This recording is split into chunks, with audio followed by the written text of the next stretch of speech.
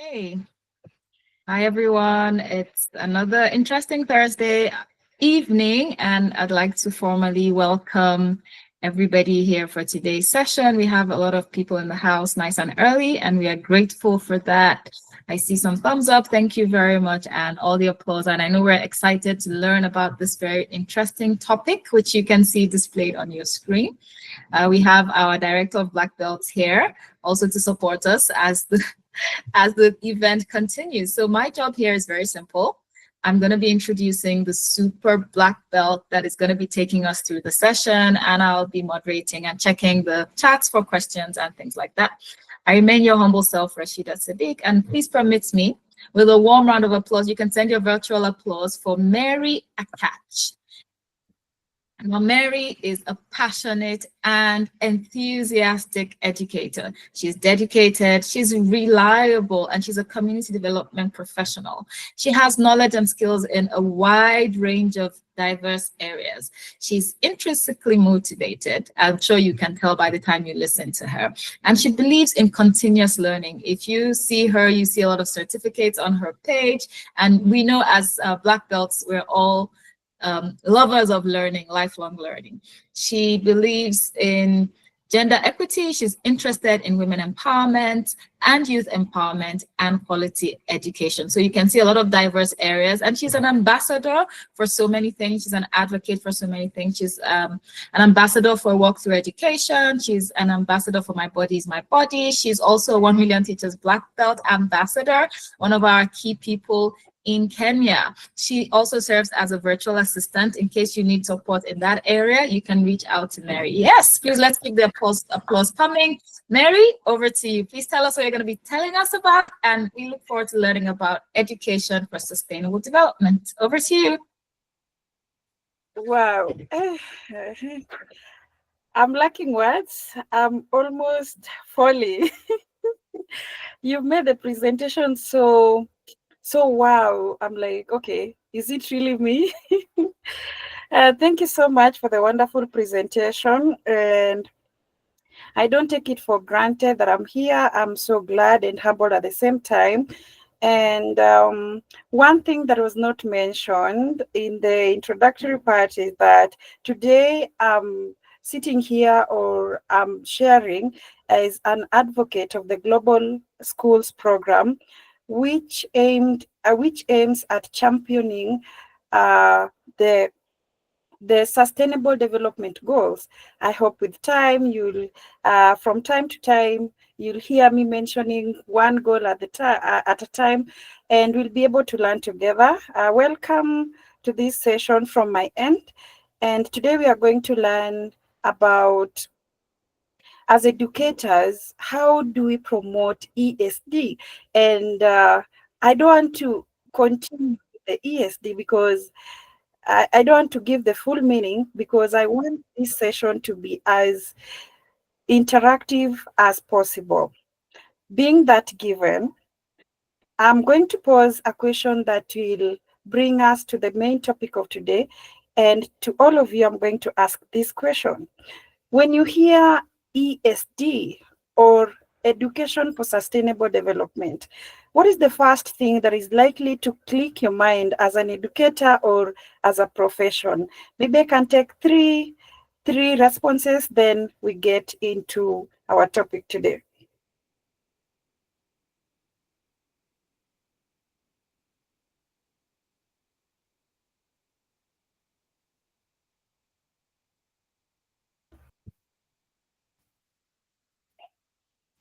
Right, so Any, there's a hand up. I don't know if you want the person to speak. maybe as short, as brief as possible. They can Okay, just tell us. Stephen, do you want to answer, or you can also put in the chat? Stephen, if you want to talk, go ahead. Stephen Uma. Okay, when I hear the term ESD, the first thing that comes into my mind, I think, are the Sustainable Development Goal, SDGs. I mean.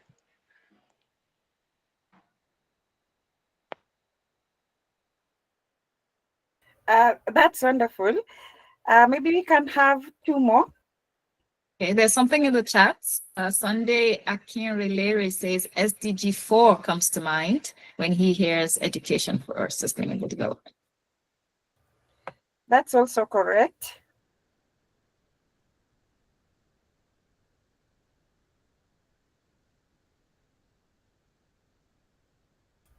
You can put in the chats. Okay. Yeah. Anybody want to talk or put in something in the chats? What do you think of when you hear ESD? Okay, let me attempt. I will say that SDG, which stand for Sustainable Developmental Goal, is the goals. I think 17 goals that aim at seeing that all that will make human to have a good living, quality education, quality living. That's anything that promotes human race.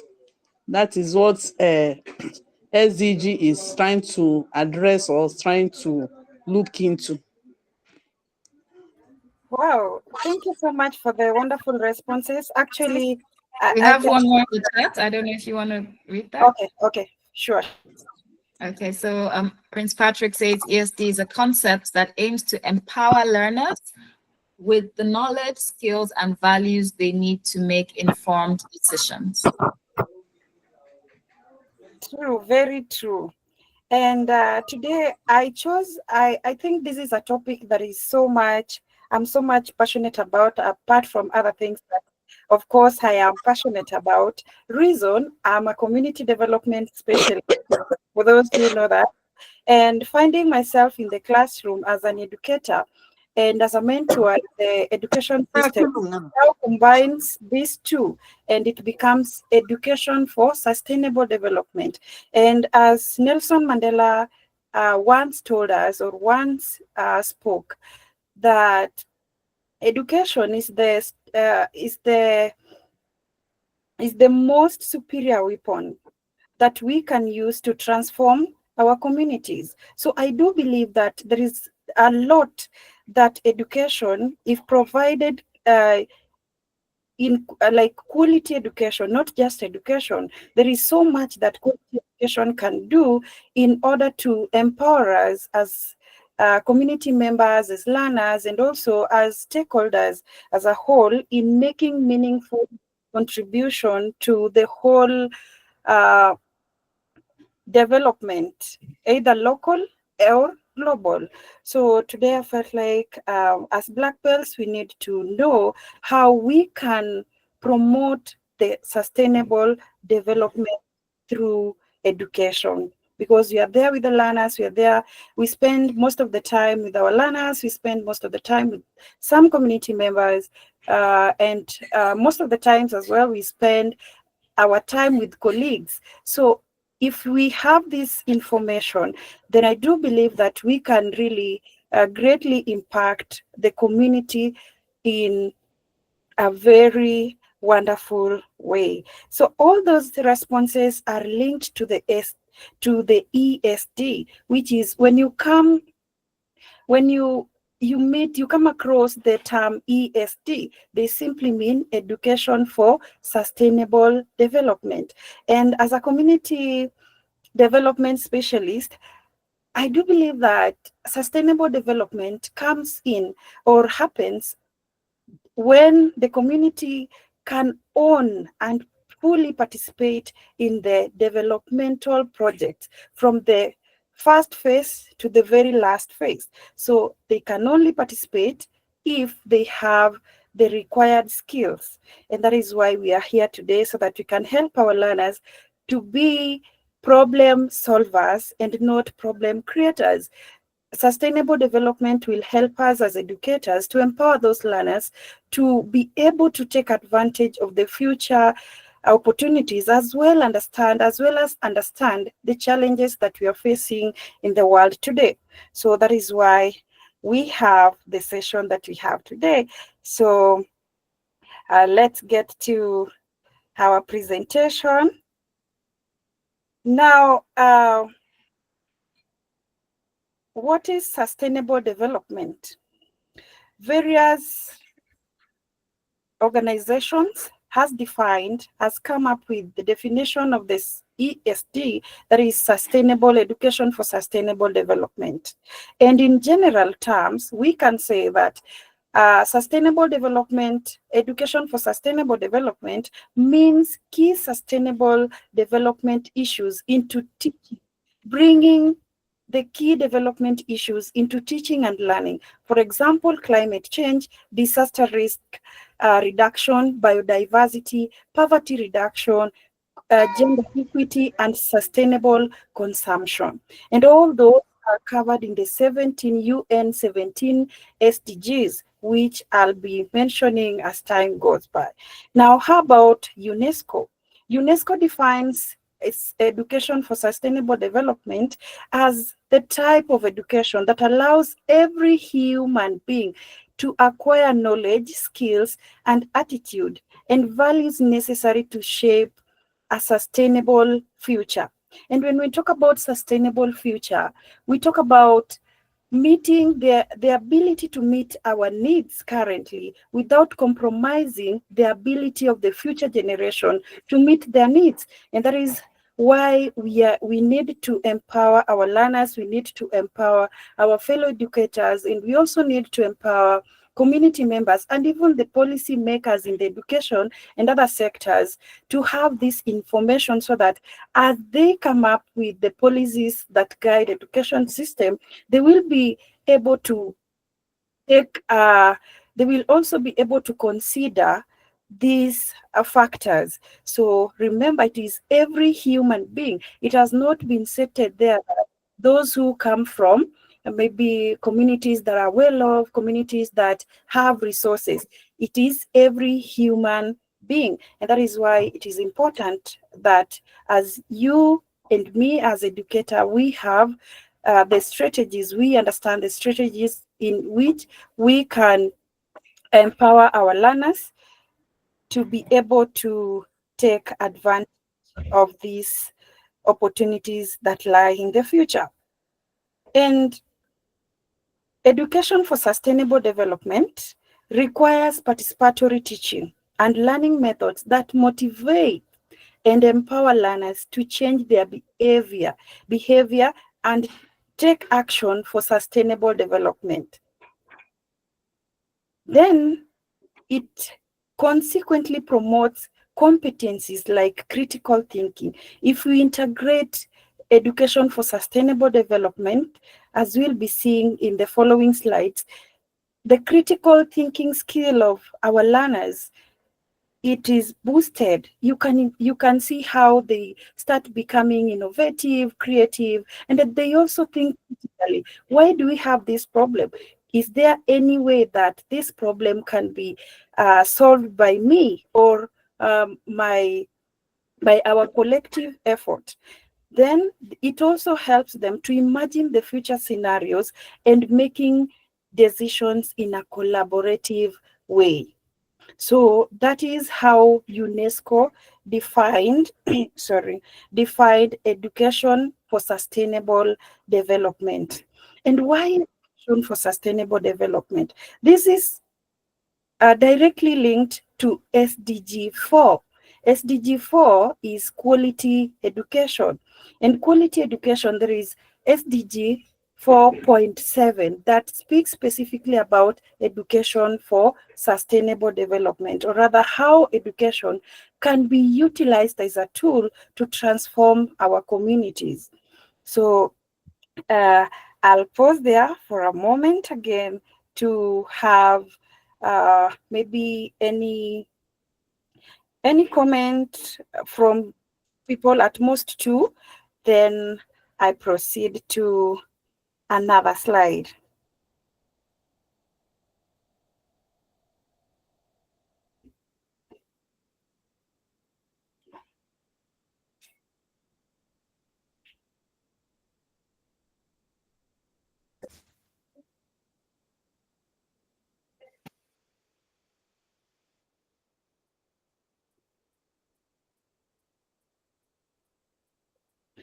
Okay.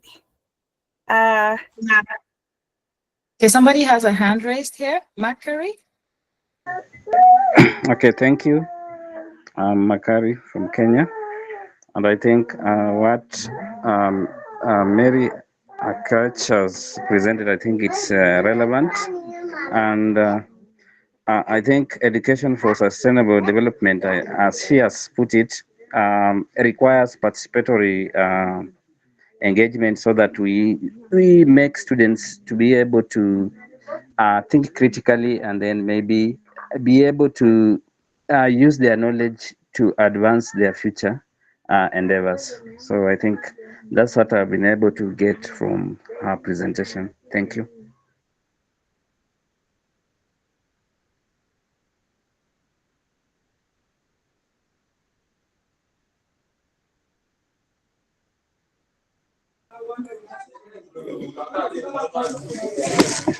Hey, Mary, we can't hear you. Sorry, I was Yeah. muted. Yes. Okay, go ahead. Sorry for that.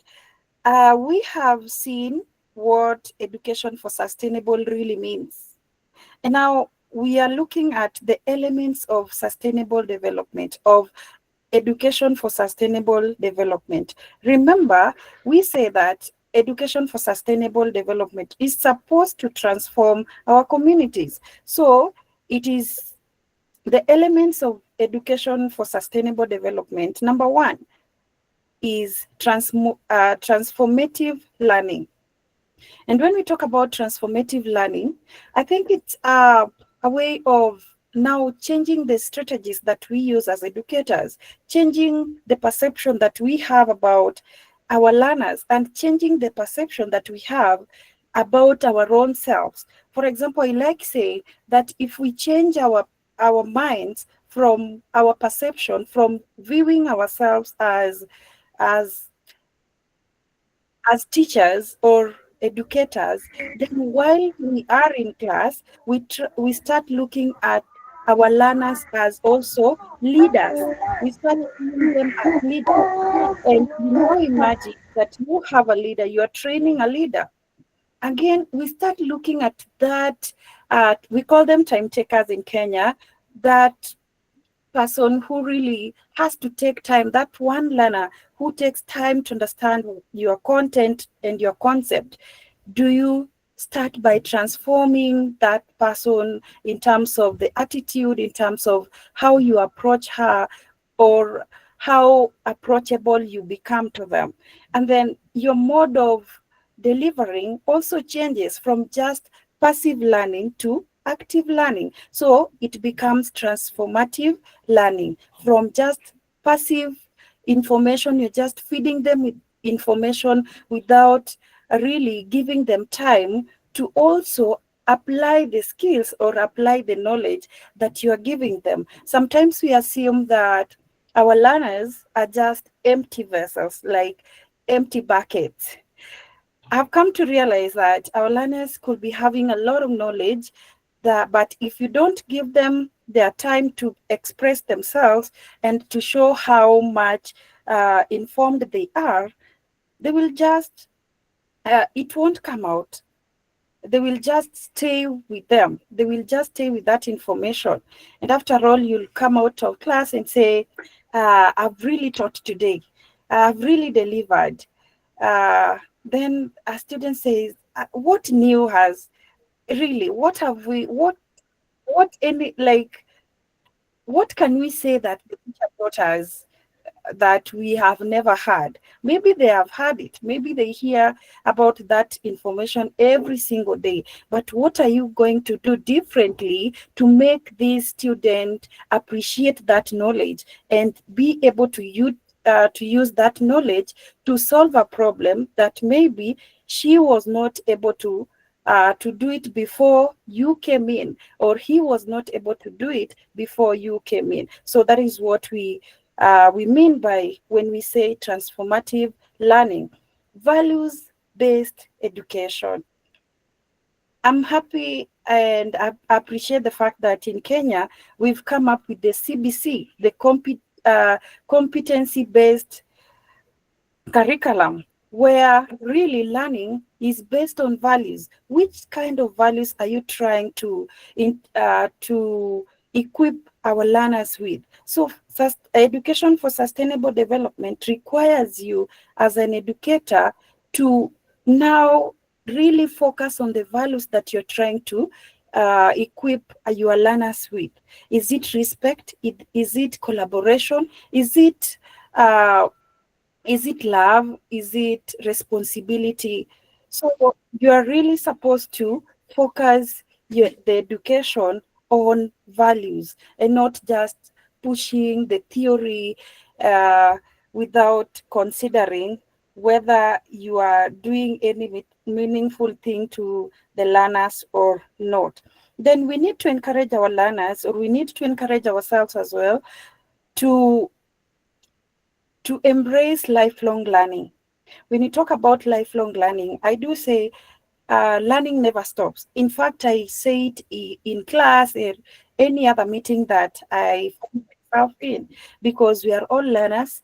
There is something that you did not know yesterday that you are only going to know it today. So if we say that I learned yesterday, so I'm not going to learn today, then it means that you are not going to, we may not achieve what we want. So as an educator, in order for you to promote education for sustainable development, we need to encourage our learners. We need to encourage our educators. We need to encourage every professional that lifelong learning is very important.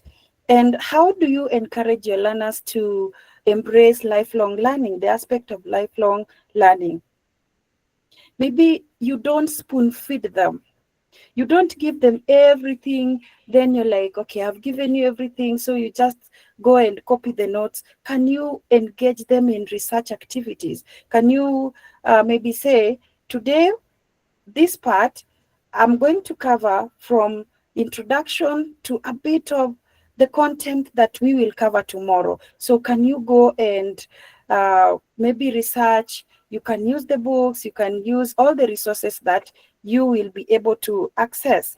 With this, they will embrace the fact that I can learn, the independence in learning, and they will be able to appreciate the fact that they can also learn by themselves, and the circle will continue. Right. Now when we go to the next one.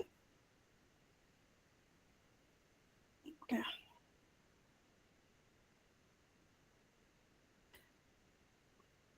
We have covered this briefly in our previous slides. But really, why is education for sustainable important? Why does it matter? Number one, it enables learners, educators, community members, and even education policy makers to be informed about global challenges like inequalities, that is SDG 10. So when we integrate our learning, when we integrate these sustainable development goals into our learning, we shall be bridging the gap between the poor and the rich, between the literate and illiterate people. So by that, we shall be contributing to the achievement of SDG 10, that is reduced inequalities. By us providing this quality education, we are directly contributing to quality education, which is SDG 4. Then, I've talked of challenges, poverty, for example.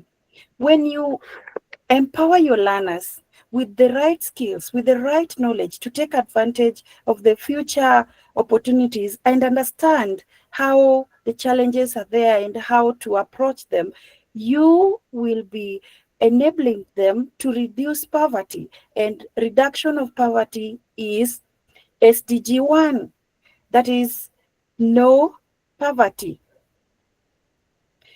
Then climate change. When you expose your learners to the environment and conservation of the environment, for example, when you talk to your learners about how the environment is, what weather is, and how climate change happens, and the effects, causes of climate change, for example, effects of climate change, and the roles played by human beings in climate change or any other human activity, you will be empowering them that in future they can also contribute to the climate action. And the climate action is SDG 13. Then leadership.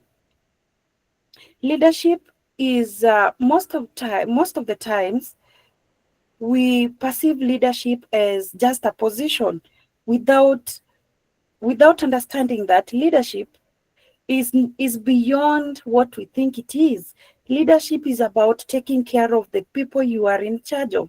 Leadership is about coming up, being in the initiation stage, being in the forefront of influencing people to do the right thing, and also coming up with great ideas. Actually, not coming up with great ideas, but creating a culture where each and every idea is valued and appreciated. If we create an environment that each value is appreciated, then we'll have all the solutions that we are looking for are just within our learners. So we need to really empower them in the leadership. Among others, there are so many. For example, drought and famine, all those changes, all those challenges. If we focus on education for sustainable development, we'll be able to empower our learners to understand these challenges and also to understand how best they can contribute to the achievement of the UN Sustainable Development Goals. I had talked about that. Education for sustainable development directly links to the Sustainable Development Goals, especially SDG 4.7. SDG 4, Sustainable Development Goal number 4, is about quality education. And quality education is about what impact are you creating in these learners, not how much information can you give your learners in one class, but what impact really.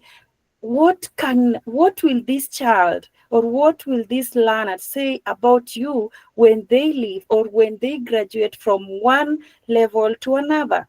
How will this child, what changes will this child be having after you, as an educator, has interacted with them and coached them? So that is the impact. It's not how you covered your syllabus so well and how you revised the book twice. No, it is about what impact. Yes, you covered the syllabus, but is that child able to remember anything that you talked about in that book? And can the student or the learner be able to take advantage of the knowledge that you gave them? And the skills, can they be able to apply the skills in solving even one problem? Can they come together? Are they able to come together to solve a particular problem? Yes. And as I said before, again, it creates a sense of ownership and belonging. Hence, positive attitude towards both local and global community development. When you know that if I do this, I'll be contributing to poverty reduction, you see how happy learners become, and they're like, oh, so I'm this important. It creates a sense of ownership. So this world is not just for those who are in top leadership. It's also for me. I also have a role to play. So it creates a positive attitude towards the contribution to community development, both at the local level and at the global level. And a sense of ownership and belonging is very important. I remember Simon Sinek in his book, Start With Why, stated clearly that the first human need is the sense, is the requirement. The first human need is the feeling to feel belonging, the feeling of belonging. So once you create a culture where everybody feels they belong, then they will be able to participate. And remember, sustainable development is about participatory development. It's about holistic empowerment, not just academics, not just social, not just emotional, but all these things put together. And it is us, if we are correctly informed as educators, that we will be able to empower our learners holistically so that they can be productive in the society. Then number 4, it fosters the development of critical thinking and problem-solving skills among learners, hence improving academic performance. So if they are able to think critically, they are able to solve problems, the academic performance comes out automatically. You won't even have to push them because they know this knowledge I'm gaining is for a purpose. It will help me to do this, this, and that. So they revise this knowledge not for the sake of passing the assessments, but for the sake of understanding how will I play my role? What exactly do I need to play my role in making the world a better place to live in? So that is why education for sustainable development matters. Okay. Now, I want us to, okay, sorry for that.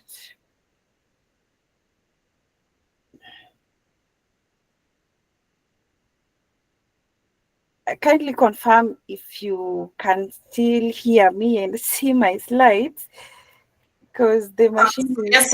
Yes, we can. We're seeing your slides on key competencies, and we can Okay. hear you clearly. Okay. Thanks for that, Dr. Rashid. Now we are going to look at the key competencies in education for sustainable development. Remember, this list cannot be exhausted. When I start talking about competencies in education for sustainable development, I cannot exhaust the list. There are so many. And if you don't know it, you may not know it, but that skill you have could be the competency that is required in integrating education for sustainable development in our classrooms. Number 1, system thinking. I talked about starting to view our learners as leaders and also ourselves as learners. Now we change, and then collaborating in teaching these skills and knowledge. Remember, you cannot fully impact learners as a person. You need to get in touch. You need to work together with all the stakeholders in the community, be it policymakers, be it the school, be it the administration, be it the government. So you need to work as a system. So you need to start thinking like, okay, now work as systemic. I think I can call it work as systematic. Without this system or without this institution, I cannot be able to perform. And the institution also needs to recognize that without you or without this institution, we are not able to perform. So you start thinking in terms of the system. And when you start thinking, when you start having the system thinking, you start valuing collaboration. And when you start valuing collaboration, you are simply contributing to the achievement of goal number 17, which is partnership for the goals. We are partnering for the goals. Remember, you cannot do it alone, but if we come together as a system in the school, the learners, the teachers, our fellow teachers, education, our own government, maybe national government, international government, and all other institutions that support us or impact our work, then we'll be able to create really a great impact. Then number 2, critical thinking. I think because I'm I'm dealing with educators and very brilliant professionals. When I talk about critical thinking, you really understand what I mean. Collaboration, already talked about, it's linked to the system thinking. Then self-awareness. Sometimes we are not able to, we don't perform, we don't deliver simply because we don't know how much value we carry. So if we don't understand ourselves in terms of the values, which values do we believe in? Which principles do we stand for? And what are my strengths? What are the areas that I still need to work on? And what kind of support do I need? What kind of support do I have already? So if we start creating, knowing ourselves better, we can be able to really contribute to education for sustainable development as educators. We have a lot to offer, but sometimes we think that whatever we have is not what is required. So we end up just sitting there. You're an English teacher, so how is English connected to sustainable development? Or you're a religious education teacher, or and you're like, religion, sustainable development, how? And all these things are connected. Then we need to embrace the quality, the skill of problem solving and lifelong learning, just as I said, problem solving. I know we don't have much time, but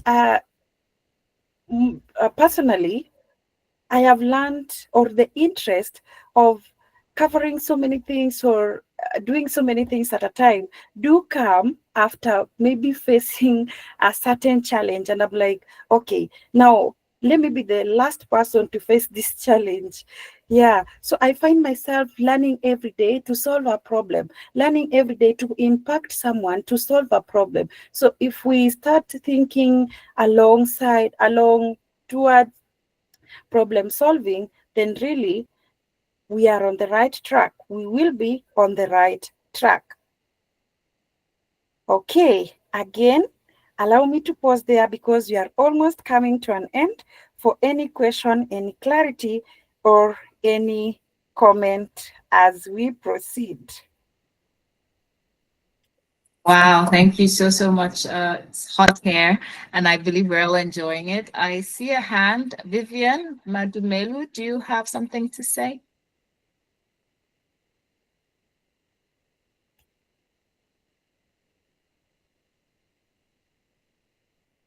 Hello, Vivian. Can you hear me? Okay, I see Makari also. Makari, please go ahead. Thank you, Doc. Uh, I think what I might maybe add there addition is maybe examples of ECD in schools. We can maybe look at things like project-based learning, where students can work on sustainability projects like creating school guidance. And I think other aspects like case studies where you can look at renewable energy solutions. I think zero waste schools implementing composting, recycling, and banning of single-use plastics. So I think this topic is relevant, and I think it can be integrated in schools. Thank you.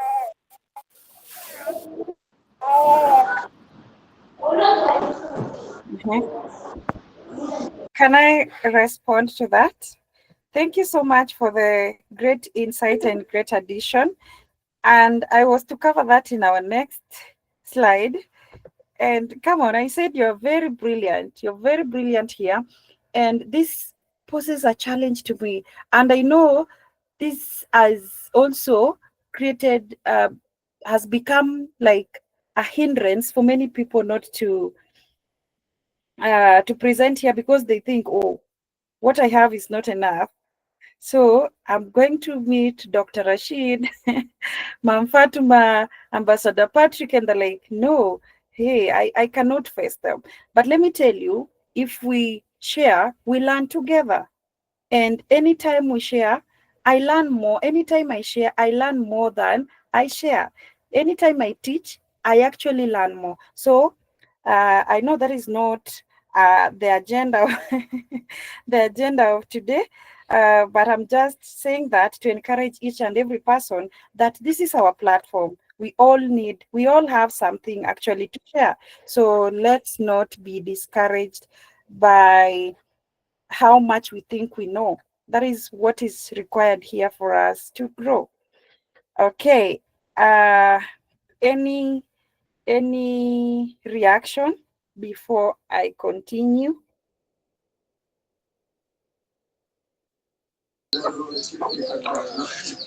Uh, can I ask a question? Sure. Okay. Good afternoon, dear teachers. Koulibaly from Cote d'Ivoire. It is my first time on this platform, but I joined the course in progress. So there are some points that I didn't really catch, like critical thinking and collaboration. So I would like the teacher to give me some more explanation if possible. Can I interrupt? We don't usually go back for late joiners. We do have a YouTube video. We're recording this and you can go back and watch it. Okay. So if I can get the link. It's still being recorded. After the session, you will send you the link. But everyone Okay. needs to join on time so they don't miss out anything. If they missed anything, they go back to the recording. Thank you, madam. Thank you for joining. Thank you. Okay. Thank you so much for the reactions, for the question. And thank you, Mam Fatma and Dr. Shadik, for doing it so well. Okay. Actually, this is a very broad topic. I cannot even say that I can talk about each and everything that we need to know about education for sustainable development, because that will mean that I even talk about the lesson plans of each and every subject or learning area, how we can lesson plan for the education for sustainable development. And that maybe can take a week or even a month. So I'm just giving overall overall knowledge on education for sustainable development that can be covered within 1 hour. And I'll be doing more explanation than I have done writing, so bear with me. Okay, Thank now you. we are I saw a hand. I don't know okay. if you want to continue or you want that person to talk. Okay. Didier? Didier, I'm not sure how to pronounce the first name. Fukamasenge? Sorry, I must have murdered that. But Didier, are you here?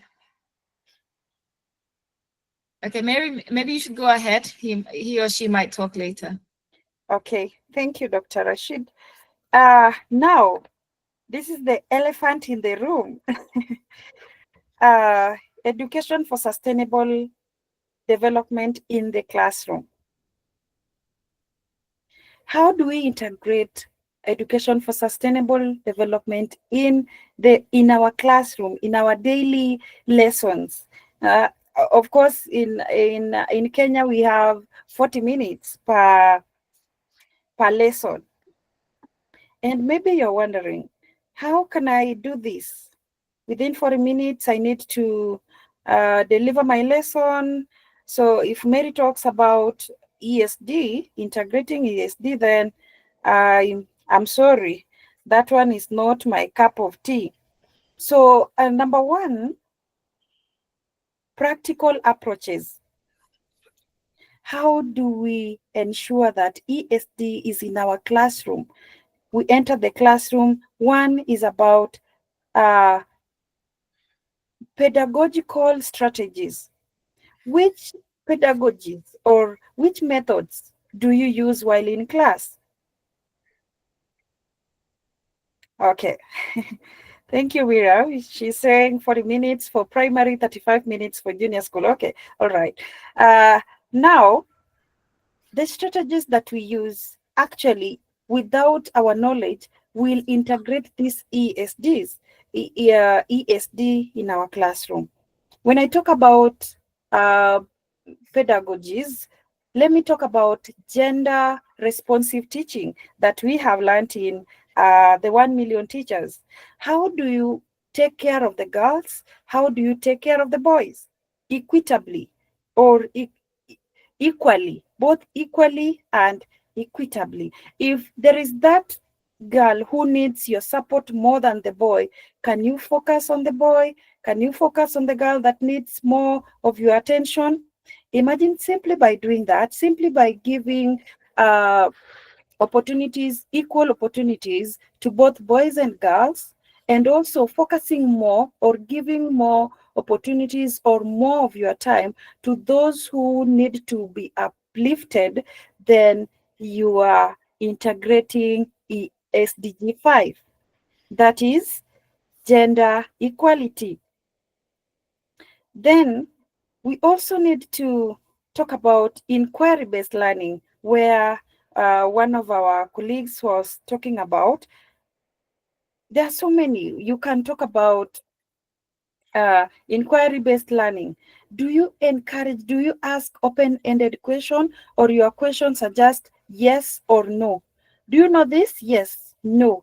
When you encourage inquiry-based learning, you expand or you foster a class of critical thinking. They think of issues outside the classroom and they bring it into the classroom. They can even ask about why do we have different weather patterns, or why is it so hot nowadays? So through that question, you'll be able to integrate SDGs, so many of them. You can explain about the climate change. You can explain about our environment, that is conservation. And by doing that, you are contributing, you will be integrating ESDG 13 again. Somebody talked about recycling or recycling of wastes. How do you tell them about responsibility? When you talk about responsibility in a classroom, maybe you get a polythene bag in the class, or plastic. You tell them that instead of just throwing this or disposing this carelessly, we can recycle them. And if we recycle them, we will be making sure that the future generation gets the same quality of soil, the same quality of water that we are using today, or even better quality. So through those small things that we do in the class, comments, out of a student comment, then we can be able to integrate a lesson, integrate the SDG. Project-based learning is where you engage your learners in hands-on activities. Hands-on activities, you, instead of just giving them the theoretical part, okay, we have learned about construction techniques or production techniques, then you give them the notes, okay, now go and read, the assessment is tomorrow. Instead of doing that, can you take them outside the classroom? Can you elaborate to them why they need to learn about production technique? And when they learn about the production techniques, for example, and you as an educator is able to to simplify the content in a way that they understand each piece, then they will be able to understand the challenges and how they can contribute to the solutions, how they can create solutions around the problems and not being problem creators themselves.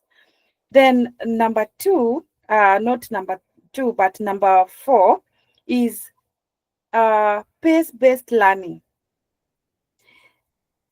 I talked about time takers, and I also talked about the very intelligent, brilliant, very fast. They maybe you give work and maybe you deal with the first 10. The first 10 to bring their books, you are done. How do you consider that last the last person who never finishes within the 30 minutes, who never finishes within the 35 minutes? Do you get back to their level? Do you give them activities that this can take care of their pace, pace-based learning? For example, 1 million teachers is already doing this, pace-based learning. We have self-paced courses that you can do at your own pace. So the more it gives you the freedom of planning yourself, planning the time that you will take these courses. And also you are able to take more time to understand one course than another person who might take maybe a day to finish that course. So you are able to understand and follow this content. Can we also do the same in our classrooms? Can we consider that student who never finishes your work, who never brings your work? By this, you'll be encouraging them. And when you get to their level, when you empower them, when you get to the point of understanding, again, I'm glad that I'm talking about the black belts, and you might have done the 7 habits of highly effective people. And Stephen Covey talked about seeking to understand before being understood.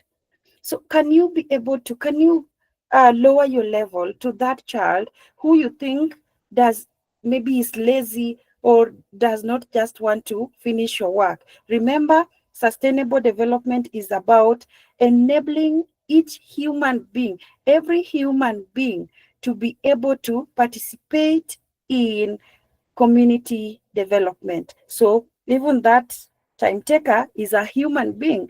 The first learner is a human being, and we need to bridge the gap between the first learner and the second learner, because all these skills are required by them. And again, I said we cannot really exhaust this list. The second one, or not the second one, I think I'm possessed with the second one every time I say the second one. The last one that we shall talk about, at least for this session, is about interdisciplinary teaching. I am glad that I'm actually in the classroom as a teacher coming from a different background. So I'm able to integrate so many from maybe the experience I have from healthcare, the experience I have from leadership. So how can we also work together to ensure that, okay, my expertise lies in the environment, maybe environmental conservation. The other person's expertise lies in English.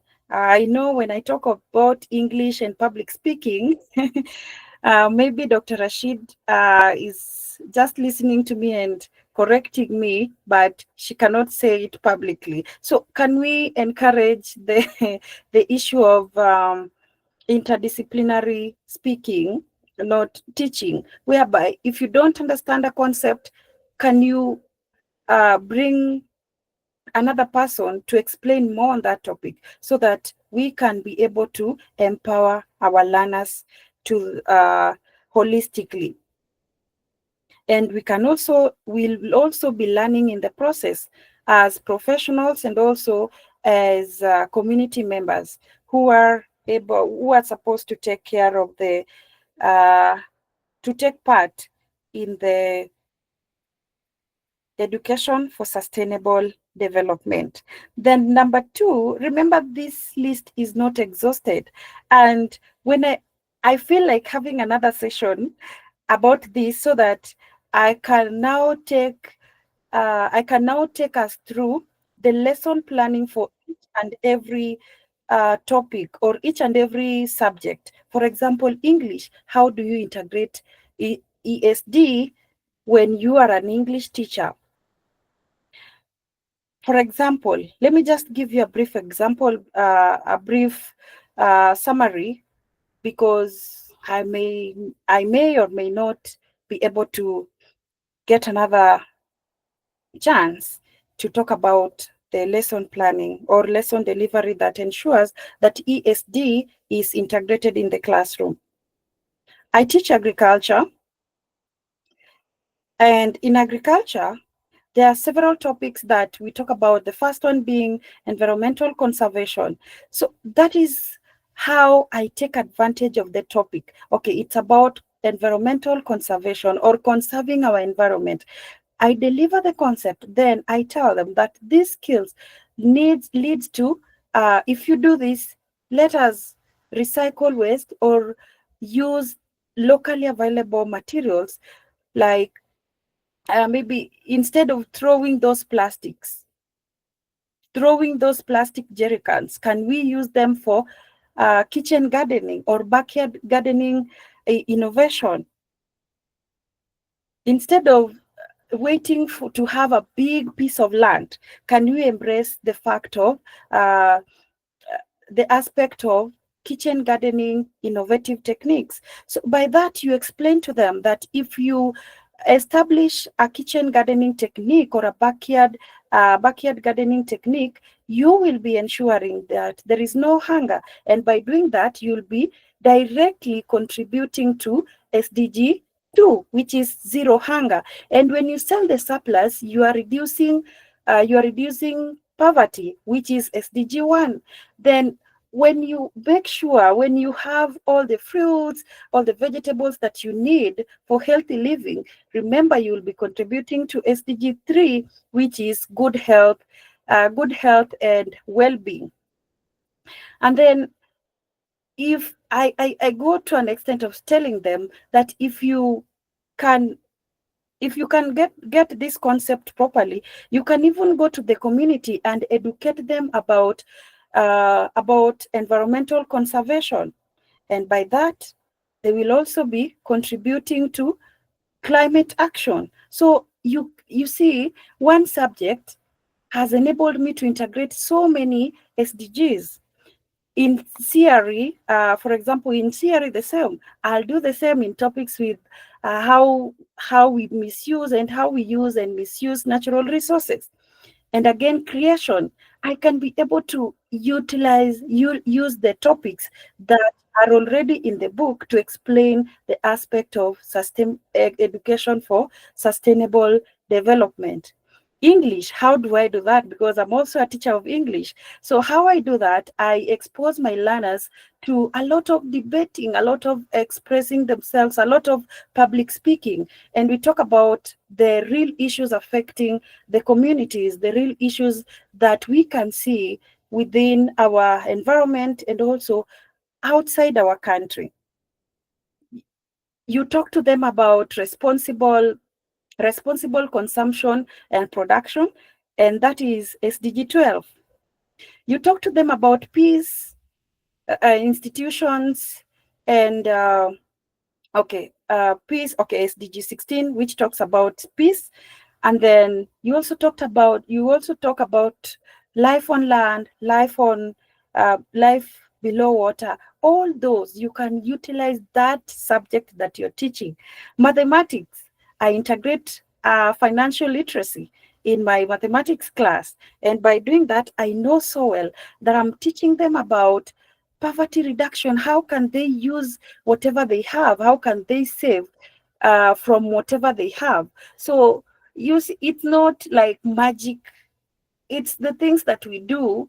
But now, if you are informed how to do it or how to integrate it, it makes learning very much fun, and students are like, let's have it more, let's have it more. So most of the times I've done that, and that is why I think I am really convinced that is why I became the advocate of the month this term, and I want to keep it there. I want to maintain it there, because I believe we all have what it takes. Okay, roughly I can see we are almost past time. Okay, we are on time, but I'm happy that I'm having my last slide. Now, whole school approach to ESG, one of us had talked about them, but one thing that I can encourage is that if you have the influence, you can establish clubs that are aimed at fostering education for sustainable development in the school. For example, environmental club, peace club. Environmental club, we have it in our school. Peace club, we have one that is run by our own. It's called child-led peace club. So imagine a learner is now is leading peace in the community. That is directly related to SDG 16 that talks about peace.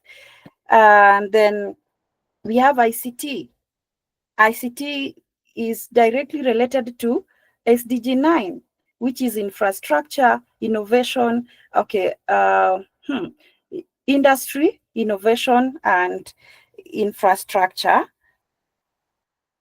And then we can have UN SDG Club, where you just explain to the learners about the SDGs from 1 to 17 and how they can contribute to them one by one. Remember, these are just examples of what we can do, but there are so many other things that we can do along the way to ensure that ESD is integrated in our classroom and also within our school. Then we can also partner with community members in executing school-based activities that are geared towards sustainable development. For example, just last week we had the Chief's Tree Planting Day. That is an governmental initiative, but as educators, can we also take advantage of those activities? Because we now know that there is something called education for sustainable development. Can we explain to the learners why they need to participate or engage in such activities? They will be so much motivated, and they will be waiting for these activities like they have never had it before. So thank you so much. Let me take a deep breath and welcome any question. And for today, that is the end of my presentation. So to the last, very, very last slide, we have question and answer and conclusion. All right, thank you. That was a great job. Well done, well done. Thank you so much. And I'm seeing so many accolades in the chat and in the emojis. Thank you so much. So we do have a short time for questions. So please, if you have questions, one or two, because of time, do raise your hand or send the questions into the chat. This has been really, really thought-provoking and motivating for me, and I hope for everybody else. I would like to just put out a question for everybody as we're thinking of questions to ask Mary. What can you teach in your subject area that would promote education for sustainable development? That's the one question I want you to ask yourself today, and to get the answer today, so that we can all start today. And I'm so happy that I've also been involved in some of the SDGs, and I've been able to put them in my classroom. And just thinking of your example on tree planting, imagine a mathematics teacher mapping out an area of land that we're going to plant trees in, and tell the students that we're going to be planting trees. This is the area of the land. We need to put the trees 2 meters apart. How many trees can we fit in this amount of land? That's applied mathematics, and then when you're done, you go out with the children, you plant the trees, then you go on to monitor, you measure the growth, you do the statistics. There's so much that can be done no matter the subject area, just like Mary told us. Awesome. Okay, someone is asking if you could share the PowerPoint. That's Jean-Claude. Do we have any question apart from that one?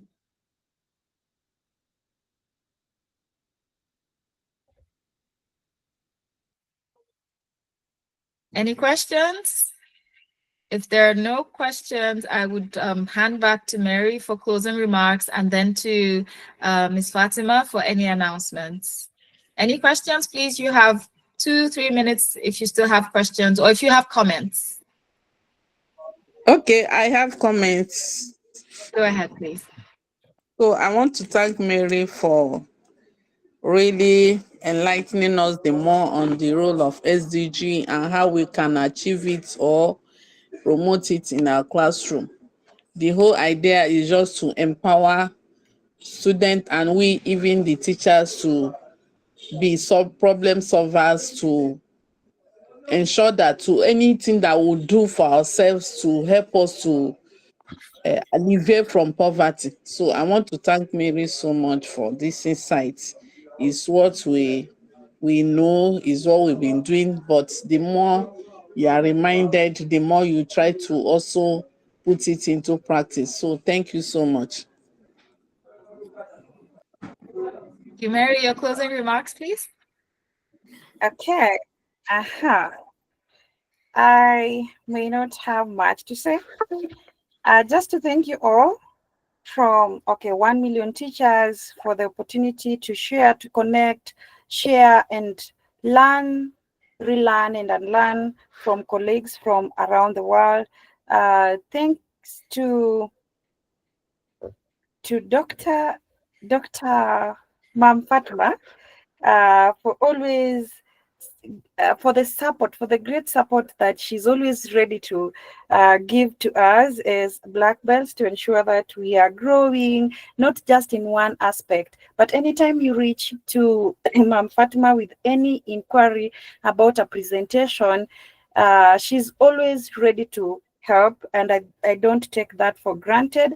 I also want to thank Ambassador Patrick for the support, and Dr. Rashid for the support today, and everybody for listening and actively participating in this session today.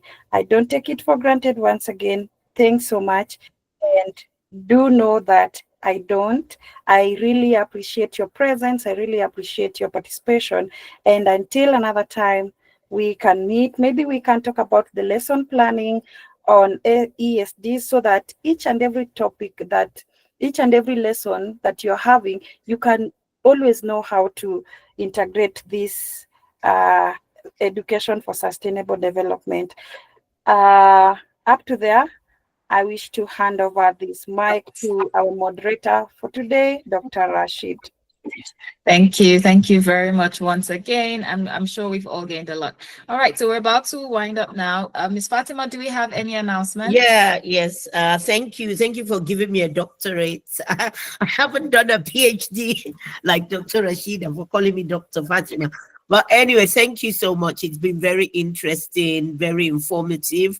And I do agree with you that we have to have another session where we talk about application, because it's all in the application. It's okay to sit down and talk about the theory. Like I said, all the black belts, I think they've changed the gray belt. There was a module in the black belts where we went through all the SDGs. Those of you that are pioneer black belts will remember that we actually went through all the SDGs. So how do we apply it? How do we think about the future generation? How do we impact the next generation, which is what 1 Million Teachers is all about, empowering teachers, changing society. So how do we apply thinking about the future into everything we teach? How do we think about how what we do now is going to impact our environment, is going to impact our society? So I really would like sometime in the future for people to come back and talk about how they have been applying education for sustainable development goals into their teaching, to talk about their application rather than you just telling us what it is. Maybe people can talk about what they do. I know one of our black belts, Joy Ifeanyi, her project is all about waste for desks, where the children in her community bring in, I think it's plastic bottles, and then they sell it to a recycling company, and they use that money to buy desks for schools. And that is one thing that she has done. And she's got a whole project on this. So each and every one of us should be doing something that is impacting the environment and is making the children that we teach aware of conservation, preservation, and things like that. So I think it's opened a door for another opportunity. And today I posted on the Black Belts WhatsApp group our schedule. As you can see, the whole of June and July, we already have sessions for the next 6-8 weeks.